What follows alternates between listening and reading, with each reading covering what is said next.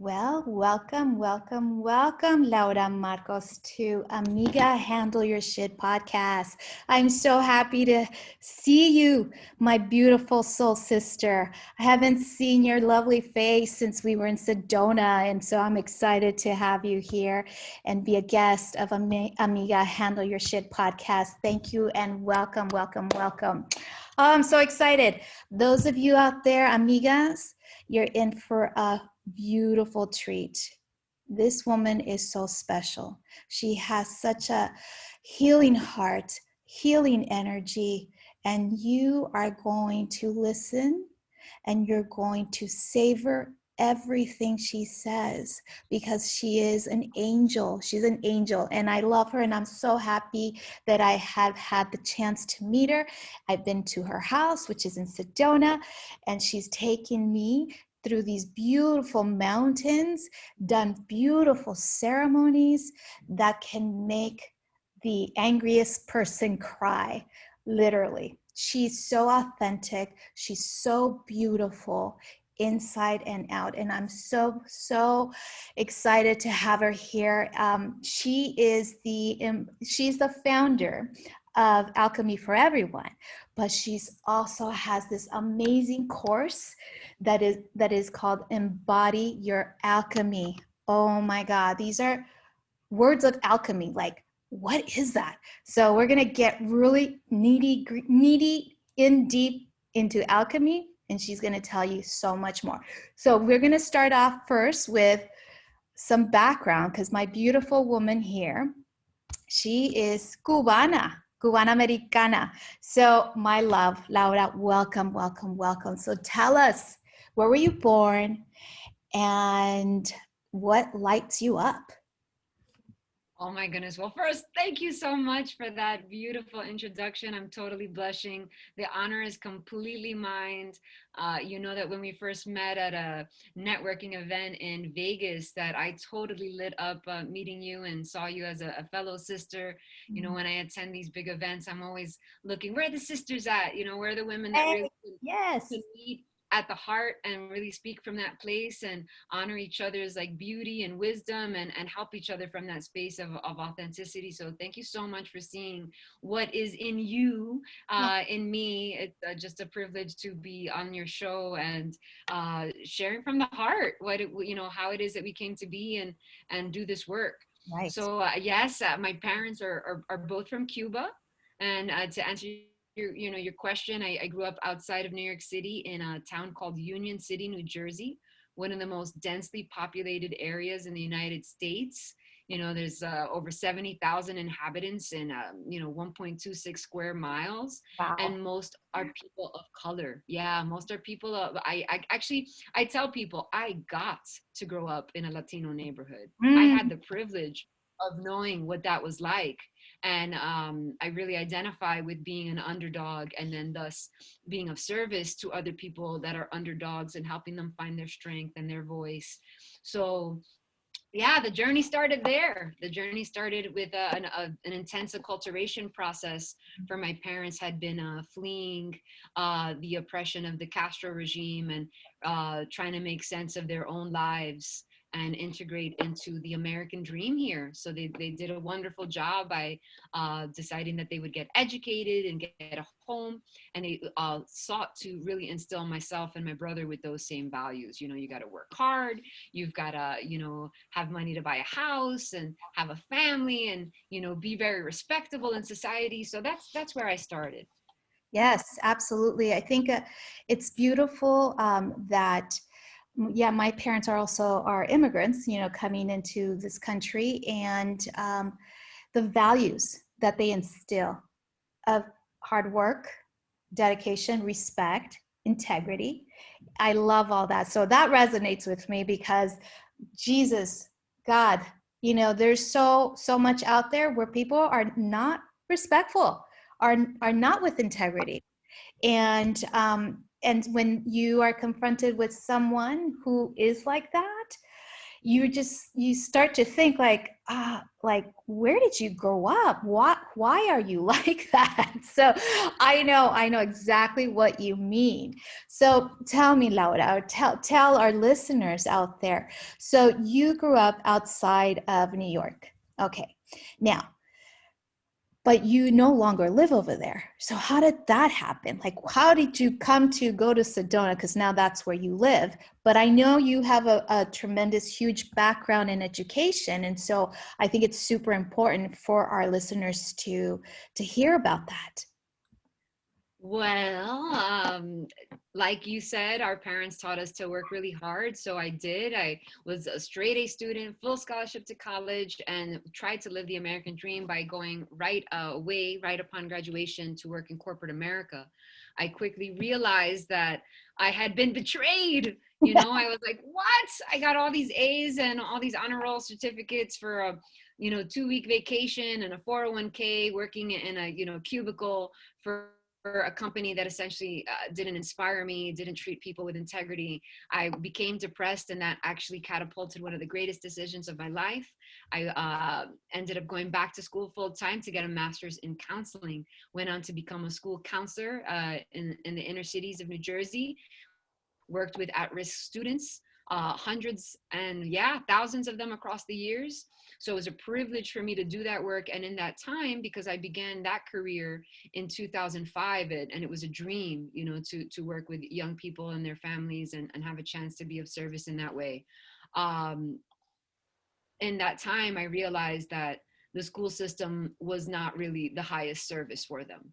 That in many, many ways, we were disservicing so many of those students, because the focus is not on their really, truly their well-being. It's conditioning them to be test takers. It's, really very much a one-size-fits-all environment where young people learn to answer questions and repeat back information. And true critical thinking, whether from adults or children, is truly frowned upon, diminished, discouraged, and even punished. Yeah. So in order to survive in the school system for as long as I did, I had to actually put a bubble around my sights and only focus on what I could change. Mm-hmm. Right. So every morning I'd make my prayers, please, Spirit, help me say what the kids need to hear, so that I could be of service to their day and hopefully make a difference in their lives. And I did this with so much love. So it was a big surprise to me when I one day realized, the bubble burst. And this happened while the North Dakota Access Pipeline was taking place. We had just had a change of president at that time, and seeing that people were having trouble getting clean water in like Michigan. I said, what am I doing if people can't have clean water? I'm not living my fullest potential by talking to young people about their report cards. And more than 70% of them look miserable, checked out. We're forcing them to have to define themselves based on their academic performance, and missing out on so much intuitive ability, emotional intelligence, and all their unique talents, because we're all being zombified by institutions. So I have this epiphany, I need to leave the school system. And then I end up Googling, oh God, this is so big. What's big? The Grand Canyon is really big. So how I got to Sedona, to answer your question, was really to celebrate the decision that I made to leave my job, because I never thought I was going to leave my job. I was so self-identified as a school counselor. It was a shock to me, as it was to everyone in my community. And then upon 24 hours of arriving to Sedona, lo and behold, because I am really aware of how intuition works, realized it was such a massive bypass to my analytical mind, because I booked a flight, a car, a B&B, and never saw a picture of Sedona. I actually came precisely to be in a flow state and just celebrate. And it was through the nonstop serendipity and Moses literally coming out from the sky saying, you got to move to Sedona, that I felt the call and I answered it. Wow. Oh my God. I need to unpack this intuitive ability. Okay. How does that happen? Because I know each of us have like a little bit of intuition, but there's those of you like yourself that have that ability to really, really hone in on that. So how do you do that? Please unpack that. Please tell us. How do you get that? Oh, well, we first of all, we're born with it. So you may find, you may, you from your daughter and listeners with children may be able to tell tons of stories like of massive like intuition. Like a little boy, for example, one of my girlfriends, her son, 3 years old, at the beach, and he said, "Mama, I don't want to go in the water." And she goes, "Why, papito?" And he's like, "No, I don't want to go." And all of a sudden, a huge wave full of jellyfish, like hundreds of Oh my jellyfish. God. So the little boy knew, 3 years old, that he shouldn't go into the water. Wow. And so examples like that. So we're born with it, but what ends up happening is, because it's not an intelligence that's actually talked about or encouraged or supported in any kind of way by traditional institutions. The school system is, there is value. Please, I want to make sure that I Yeah. emphasize that learning how to read, learning how to write, learning how to follow directions, learning how to work in teams, all of that is important, but we're only focusing on that skill to the detriment of the other. It feels like it's very, very little honoring of intuitive ability. What, in art class, in gym class, a little bit that you get. We need more unstructured time and more guidance to develop that. So really what ended up happening with me is I was really inspired, not only from my work as a counselor and studying different spiritual practices, but also teaching experiential group dynamics for 3 years. So I was able to teach a leadership course that was 5 credits. So it was daily, that I taught to groups of 20, 18-year-olds for 3 years. And it was based on experience. And I was like, okay, people have to experience. It doesn't matter what you say. People have to experience their own intuitive intelligence. They have to get their own downloads. If not, it doesn't mean anything. So that kind of really started to plant the seeds to inspire me. How do we create experiences where people can develop their own?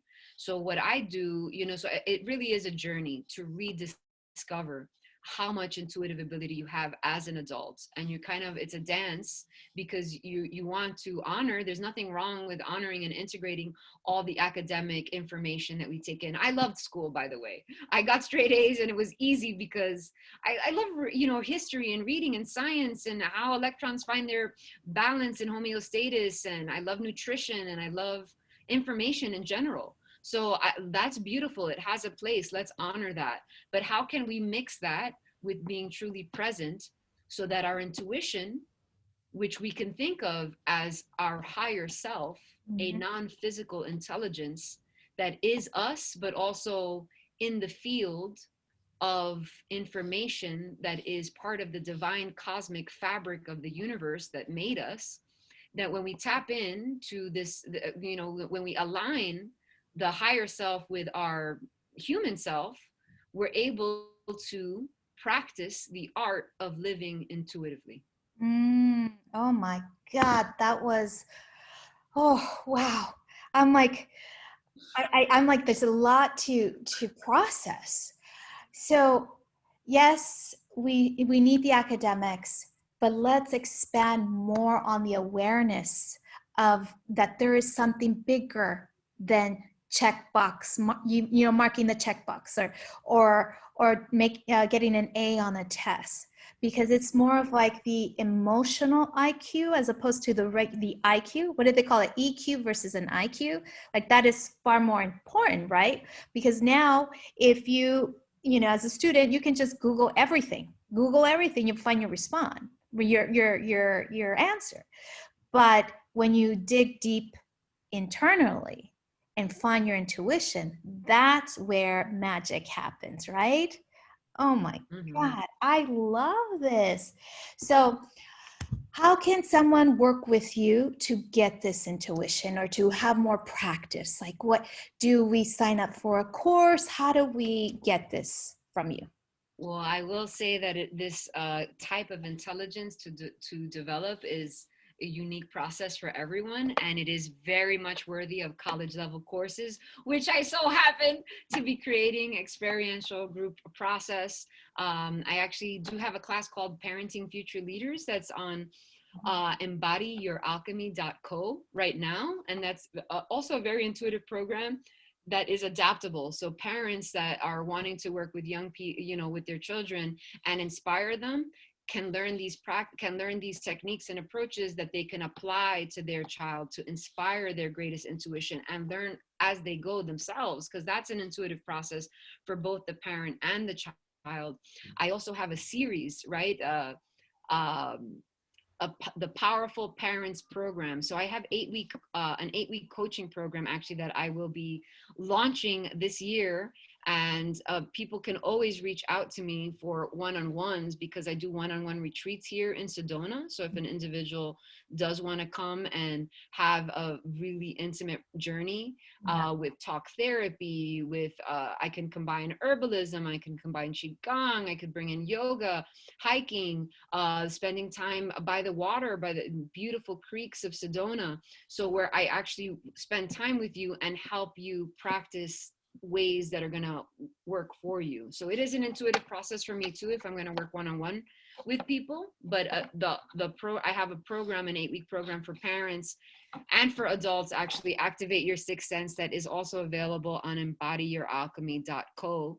Activate Your Sixth Sense, which is a journey through an ancient symbol, which is going to activate people's intelligence. So I think my approach is really to help stir you intellectually, help inspire you, help ignite.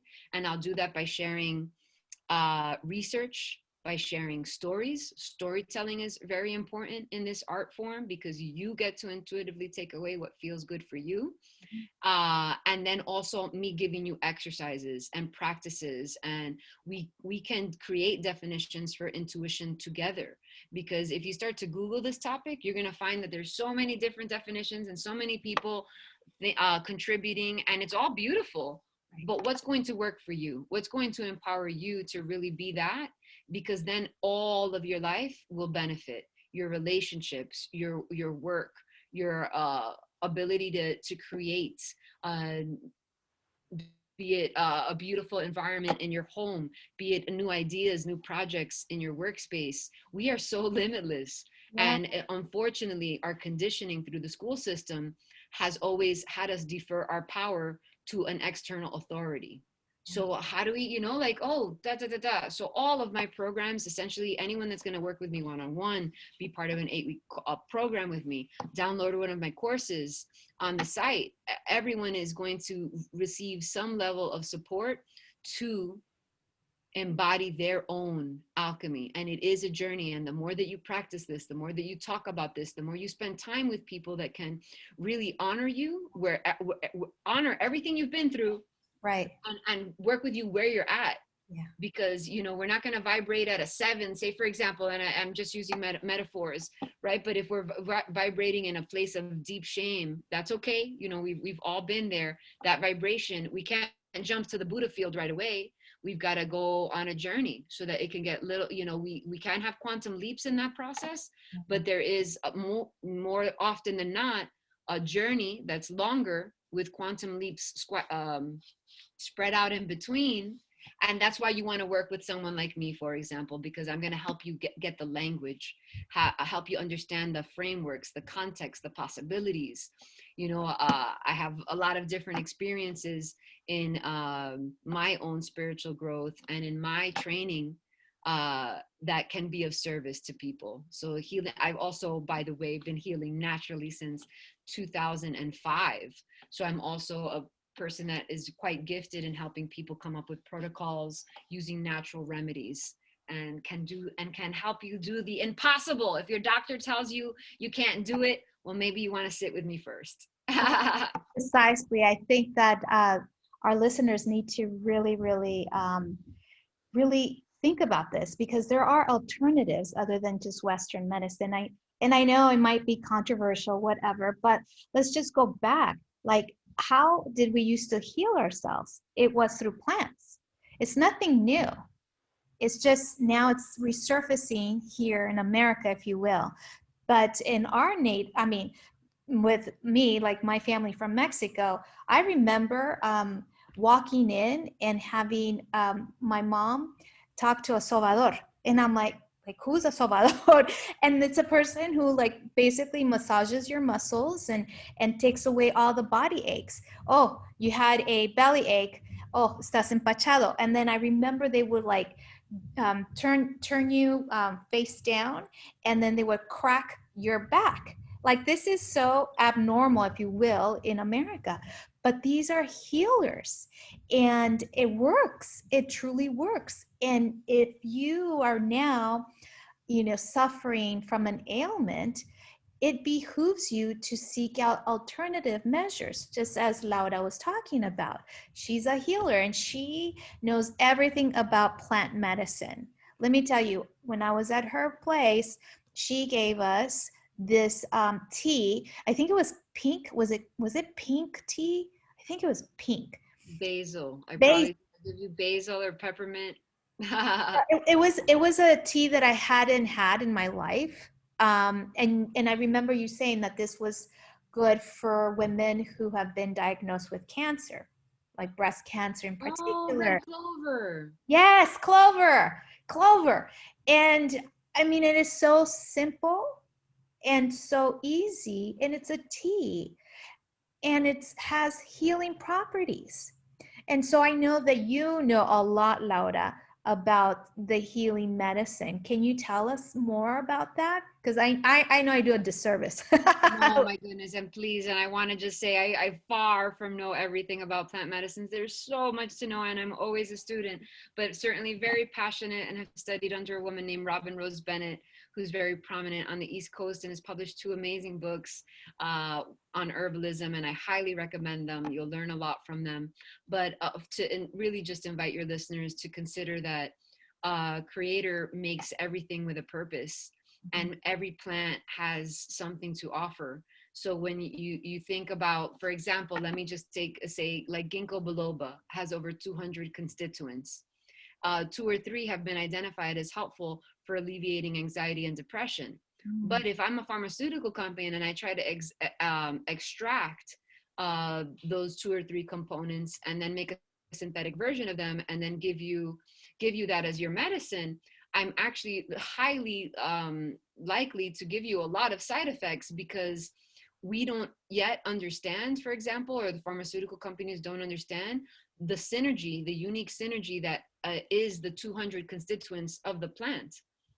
So in the art of herbalism, we are honoring and also restoring the wisdom that was passed on by tribally and communally in every continent, because there's herbalists in Croatia, there's herbalists in Africa, there's herbalists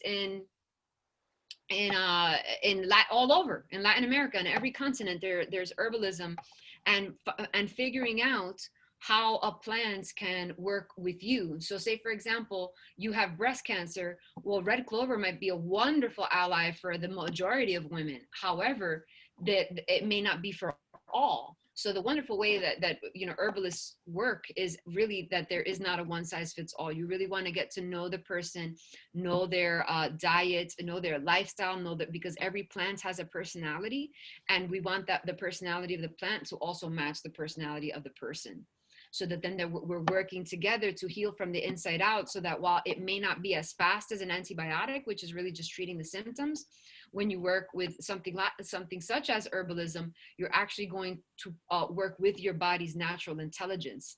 Your body doesn't have to, has to work harder to process something synthetic. Your body already knows how to process plants. So there's a huge less step. There's not a big step there. There's already synergy. Right. So when you work with that, it may take longer. But it doesn't have to. It doesn't always. Honestly, I actually got into herbalism because I was taking antibiotics for years for a chronic problem with my lymphatic system in my throat. Right. So I was taking antibiotics, and the antibiotics was destroying my immune system, destroying the lining of my gut, destroying my skin was getting dry. I was becoming irritable, depressed. It was way too long to be on antibiotics. My body was in revolt. And the minute I started working with homeopathy and with herbalism, I'd get better in hours without side effects. And if you talk to a lot of, Western doctors, oh, hogwash, they don't believe it. My experience was so powerful that I never looked back. I said, well, I'm going to actually heal myself naturally from everything now on, because I don't actually trust fully this is Western medicine practitioners. I do, I if I do have to work with them because testing is really helpful. Like, okay, I'm going to take a test. I want to know how the results are coming out in my blood work, for example. But once I have the diagnosis, if I'm not able to diagnose it myself because I'm very intuitive, right? And I can feel, hey, my stomach's out of it. It's really kind of very much about early detection.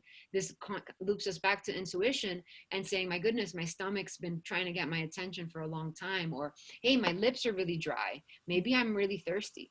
So if you catch it sooner, you won't, you will barely or rarely get sick because you're catching it intuitively because you're aware of your body. Right. But once we are really, once we do have an ailment, and it's okay, we don't want to judge our ailments because we live in a world where there is a lot of pollutants and chemicals in our food, in our air, in the water. So, I want to kind of, make sure that I mention that it may not be like, oh, you've been this like bad person, or, you're working energetically out of alignment.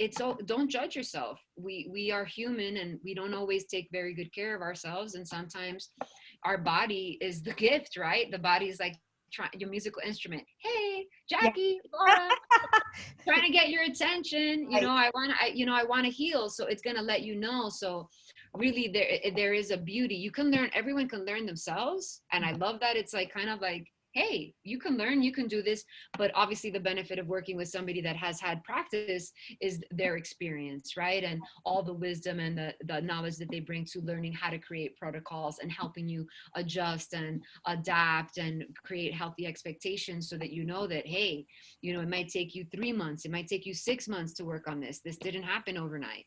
But however, you will feel better on the other side. And I'll tell you, Jackie, I can't even, it's so empowering. It's so empowering to, to make your own medicine. It really, really is. Well, absolutely. I mean, when I tried that tea, and just going back to the, trying that tea, and I thought, wow, this is so easy, so simple, but yet so powerful. Why don't we know about this? I mean, why don't we have this education?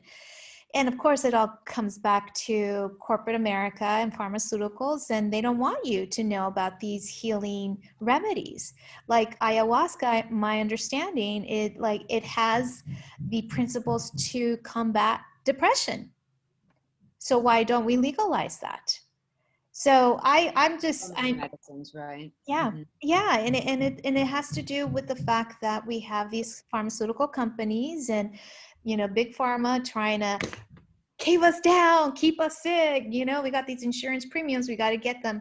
So, oh my God. Now, yes, I love this whole, the herbs, everything. Now, can the herbs coexist with Western medicine? In other words, can you take both of them? Yeah, absolutely. There are going to be doctors and naturopaths that will have a greater expertise than I do. And there is something called the A to Z Herbal Interaction Guide. So those, these kind of books are published. They're widely available on Amazon. So you can, absolutely, I do encourage people to find ways to honor themselves. In the wise woman tradition, everything is medicine. So say, for example, you choose chemotherapy as your treatment. That's your wise woman right. Mm-hmm. You have a right to choose chemotherapy for cancer if you like. Right. I would love to have an opportunity to share with you about all these other ways that people have healed cancer, if you are open to hearing that. But I think that really everyone has to honor their truth, and we are all on our hero or heroine's journey. So we can show up for those people that want that, right? So if you want to work with someone, you will seek and you will find, because we exist, people that will help you work with both herbal medicine and Western medicine, if it's something that people are nervous about, and then how to transition, right? Because, for example, I helped oh my God, she was in her 70s. I helped a 70-year-old woman transition off of 30 years of Klonopin by drinking tea that we would steep for 7 to 8 hours. So it was huge. It took her months to have the courage, but she kept coming back, and she really believed in herself by hearing me, right? I'm like, giving her these really strong and powerful messages and seeing her in the highest light. And she had a lot of courage because those first 2 weeks were extremely uncomfortable. I mean, really, really painful. She went through quite an intense process, but it's been 3 years and she's still drinking the teas, and she hasn't gone back to the Klonopin, and she's in her 70s. Wow. That was a huge one of my, like, yeah, testimonial I'm really proud of, because it stuck. It stuck because she had the determination to allow herself. So there are herbs that can really help people get off antidepressants and then support them fully. So that's actually really one that's very doable. Right. And that's something that a lot of us are experiencing. So do you think that in order to heal yourself, you really have to have that mindset of that this plant is going to help me heal? Do I, you believe I that? think I think the inner is the outer, and our thoughts do have a profound effect on our reality. And you can heal taking Western medicine. You can heal working with herbal medicine. Mindset is a huge thing. The placebo effect is powerful. Right. Why? Yeah, let's actually honor that. Why are we shaming a placebo effect? Let's actually honor that your thoughts. My approach really is finding the spiritual energy behind the ailment, Mm-hmm. because in my experience of healing myself naturally, say for example the ovaries, the ovaries are associated with feeling respected by others, by others outside of yourself. So I had a time in my life where my one of my ovaries blew up. It was like 3 times the size, Goodness. because I had had a conflict with people in my family because they didn't respect me because I am a herbalist. So they saw me kind of sick, and they were like, no, you've got this terrible stomach flu. You Yeah. need to go to the hospital. You need to take Doctor. medicine. And I'm like, no, I need to take natural medicine. And it took me a little bit of research to figure out. So they were worried because I wasn't able to hold down food for a few days. Yeah. But essentially, just in a little nutshell, I ended up going to the hospital, and they gave me like the IV, but I still wasn't fully recovered. It wasn't until I started to take a tincture that comes from the bark of a tree that I healed again within a day or two. From a bark of a tree. Oh The my. bark of a tree. How, how do we even know this stuff? I mean, more people like you need to be out there and tell us and show us. I'm just so honored that you're here speaking to us on Amiga Handle Your Shit, because ladies, amigas, part of handling your shit is also getting in tune with your spirituality, your guardian, and nature plants, because those are the things that are necessary in your life. Like, I mean, I'll never forget the ceremony that you had us go through in Sedona. I mean, it was so beautiful, so magical to be in the mountain and go through that. I thought, wow, if more people can experience Laura the way we experience Laura, so many individuals will be healed, literally healed. And I'm so honored that you're here. And por favor, amigas, escuchen. Sí hay medicinas, pero hay medicina en aquí, en las plantas. So don't think that when you get that diagnosis of cancer, because it's a horrible diagnosis, that it's the end. No, there's a way, there's a different way, right? I mean, because as you were saying, like, there's these herbs that can help you and heal you. And I'm just like so ecstatic for you and ecstatic for what is next. So tell us what is next for you, because you've got so much going on. Oh my goodness, Angel, thank you so much. And I love you. The plants love you. The plants love all of us. They're here to support us in being our most brilliant self. So thank you for being an ally of this earth and of plant medicine, and of us learning how to heal from the inside and out. Thank you so, so much for that. I am very excited because I'm in the process of shifting my work from being a word of mouth to really creating more of an online presence, and people can now start downloading my courses and learning more about my work by following me on Facebook. My personal page is Laura Marcos. My business page is Alchemy for Everyone with the number 4. Also on Instagram, Alchemy for Everyone with the number 4. I'm on LinkedIn, and my courses and my work are available at embodyyouralchemy.co. So, and if anyone has any questions for me or wants to reach out to me personally, I have a retreat space in Sedona. I'm happy to host you and personalize a 3 or 4 day retreat experience for you or for your friends. I've actually also done retreats here by word of mouth on activating your sixth sense, a journey through the medicine wheel, where we go through air, fire, water, earth, above, below, and the center. This I can't represents, wait to do that. yeah, it represents the different aspects of ourselves. And I have phenomenal testimonials. Everybody cried in the retreat. So I'm just really honored and feel so blessed that I was able to listen to my intuition so that I could be of greater service. Because I feel that that's been my prayer for so many years. Every morning I would just pray, Spirit, help me just be of service. So I have to just express my immense gratitude for the spirits in the universe that are helping me and guiding me and supporting me and helping me activate people's levels of awareness in a way that I can't predict. It just happens. So Yeah. I'm so blessed in Sedona that people are, just organically, many times just receiving downloads, insights, spontaneously healing in my presence. And I really am practicing just the law of least effort in regards to that, because I am embodying a lot of the practices that I teach others, so that way I can model through example and also walk with you as you learn to embody your own magic, because nothing would make me happier. Oh my God. You said something that I'm like, whoa, the law of least, what was it? The law of least resistance? Was it that you said? I said the law of least effort because the Least thing is, effort. I Yeah. want to help people be in embodiment, because because once you're in embodiment, the magic's happening through you. Ah, So my life is a testimony, because a lot of times people experience spontaneous healings with me, and I don't know if that's gonna, I don't know if yeah. that's gonna happen. How do I guarantee that?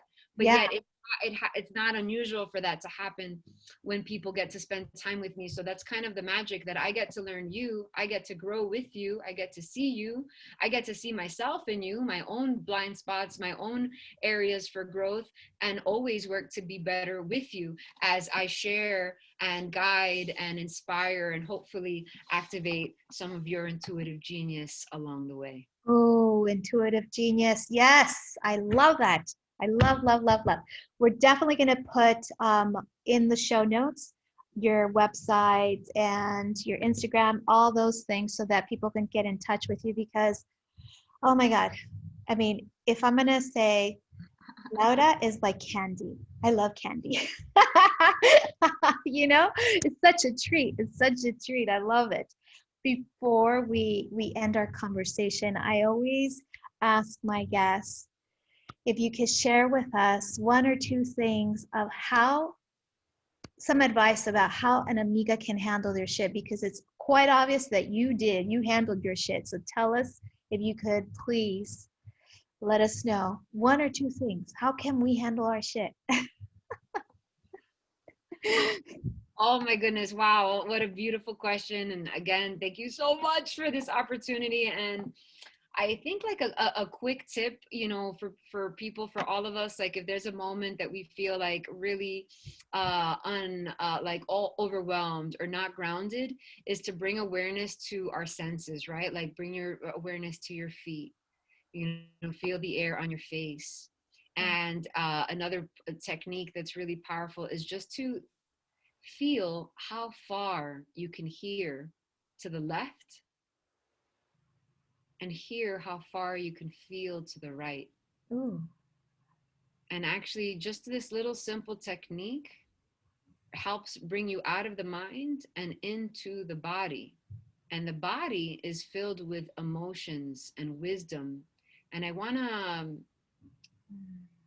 plant the seed for emotions being such a powerful source of wisdom, and writing them out and giving yourself permission to write them out, because it's really uncomfortable, right? When we're angry, when we see injustice, when we're confused. There's so much happening in the world, Yes. in the collective, in our communities, and we need to come into our center so that we can respond with ease and with ease and grace. Really just respond with grace to what's happening around us. Yeah. So if you can bring any attention to your body, like, like wiggle your hands around, maybe actually do a little mudra, put your index finger and your thumb together, and that actually represents bringing the mind and the lungs. So the thumbs represent the ethers, and the index fingers, the lungs, and mind and lungs. So mind and breath. That's why you see a lot of pictures of people meditating where they're holding their index finger and their thumb together. And just anything to bring awareness to your body really is going to help you listen more closely to the wisdom that's already inside you, and hopefully tame those feelings, calm them, soothe them, honor them. Thank you for being angry. Thank you, because there is a lot of anger that's appropriate. Anger is also really it's authentic. We need to get anger. Angry is how we create. Anger is how we can create change and create clearer boundaries for ourselves. So my tips will be: give yourself permission to truly feel whatever it is that you're feeling. Focus on your breath, bring your awareness to your body, bring your awareness to your feet, and create space. Create space for yourself in whatever form, with nature if you can, so that you could hear your intuition a little bit more clearly, or give it an opportunity to move through you. And the more that you practice that, even 2 minutes of silence a day, your brain is going to thank you. Your nervous system is going to thank you. Your family is going to thank you, because you're going to be making better decisions all around. Yeah. So lots more that we could talk about on that front, but that's a very, very powerful quick tip. Oh my God, that is super powerful. I mean, it's just the meditation, just being silent. And not enough people do this. We're just on the go, go, go, go, go. But amigas y amigos, because we have some amigos that listen, if we could just dedicate 2 minutes, that's it, 2 minutes of silence and meditate, wow, yes, it calms the nervous system. It breaks the pattern. And that's what we need. We need to break the pattern. Just having this conversation with you, Laura, as I'm putting my fingers, my thumb with my index finger, and I'm thinking, oh God, I love this. I want more of this. I want more of this. Oh, well, you and I can talk forever and ever and ever. I know.